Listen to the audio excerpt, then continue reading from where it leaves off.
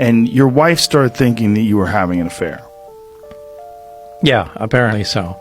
Now, I did give my permission to have, as part of the, security clearance process, I gave written permission to have the phones monitored and things of that sort, so they weren't doing any covert stuff. They, with any Q clearance, which is civilian top secret clearance or military top secret clearance, they go talk to friends and, places you've been, make sure you're not connected to foreign countries, but, monitoring your phone is nothing unusual. However, they insisted that, you don't even talk to your loved one, to your partner, to your wife, whatever, about what's going on. So she was essentially in the dark and didn't know the phone was being monitored. Well, part of the security clearance is that not only do you not have any connections to foreign countries and aren't a maniac, but you have to have a stable home life too. Well, she started having an affair with a flight instructor. Now, they were monitoring this on the phone, and they knew it, and I didn't. So they stopped me coming in, and their attitude at the time was, we need to see how this is going to play out, and if Lazar is going to get a little weird or anything. So let's just, hold him off from coming in and, see what happens. And they explained this to you, what was happening? Well, after the fact, yeah, because time kind of went on, and there were guys that were following me around, and I started getting a little concerned, going, well, shit, are they booting me out of the project? And if so, they're not just going to let me hang out at home and go get a new job knowing what I know. So as time went on, I started getting a little concerned, and I took my closest friends and just kind of got together, and I said, hey, remember that job I told you about? This is what's going on.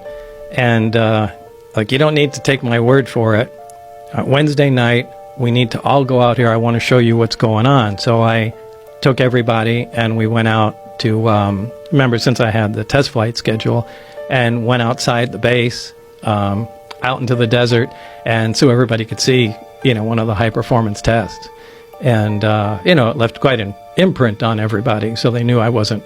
And there's videos of these tests, right? Yeah, but remember, this is it's in the dark in the 80s with a big monster-sized camcorder, and you got, a bright light jumping around. But, yeah, I mean, we did video of it, but there's no, by today's standards, it's... You filmed this test flight, one test flight, and then you get caught.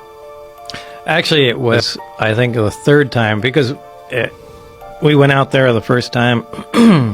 Everybody saw it. Everybody was amazed because it did some radical maneuvers, and, everybody had a lot to say about it. Maneuvers that I've seen the video. I don't think there's something we have now that does that. No. In terms of like a human-piloted craft. I mean, I don't know, obviously, what the government... No, it's impossible. Nothing can move like that. And remember, we didn't start filming from the very beginning. We were waiting for something, to happen. The craft took off, and then came flying at us, stopped, turned at a right angle, flew back, and then, after it did some, amazing stuff, we like, to get the camera, and then we started filming. So it doesn't have all of it on there. It just has some. They're essentially separated from reality, as crazy as that sounds, with... being in case its own gravitational envelope, inertia is not going to affect it. And, this is how some of those recent sightings of Commander David Fravor, I'm sure you've heard of the Yes. Tic Tac UFO. I mean, he describes exactly, the thing operates exactly the way I was describing. That's why he was interested to talk to me. But we saw this, and... on the way home, it's like, hey, we got away with it. We should try it again the next test flight date. So this became a thing to do. And I think it was on the third time that we got caught. I mean, we started becoming a little careless. I think we took a motorhome out there. And, I mean, it was like the stupidest thing you could possibly imagine. Started tailgating. Yeah, it was ridiculous. And again, you're in your 20s. Yeah.